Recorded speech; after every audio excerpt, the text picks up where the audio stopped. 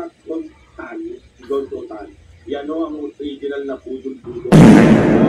Walang iyako yan, malakong bayan, patutan ng kinakasama yung... Siya pala, ang original na budol? Naku, ang original na budol daw at ang professional budol magkakampi na. Tama kayo sa narinig nyo, magkakampi na.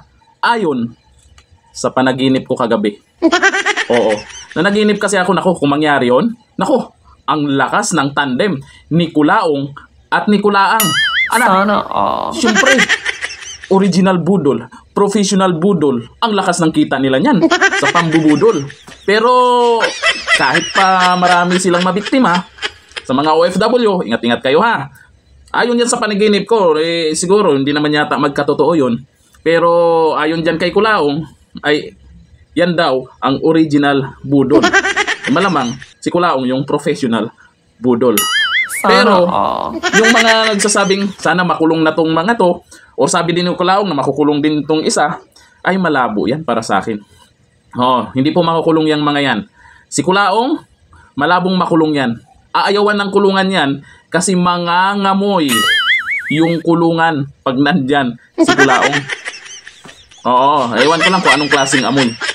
At itong isa, hindi rin makukulong yan. Hindi makukulong yan. Hindi magkasya sa kulungan yan. Kasi, niburot na. Niburot na. Nako. Sana hindi magkatotoo yung panaginip ko niyan. Na magkakampi yung original budol at professional budol. Kaya, sa ngayon, yung mga OFW, lalo dyan sa TikTok, mag-ingat kayo. Doble ingat kayo. Huwag kayong padadala kung ano yung nakikita nyo, naririnig nyo, makiramdam din kayo.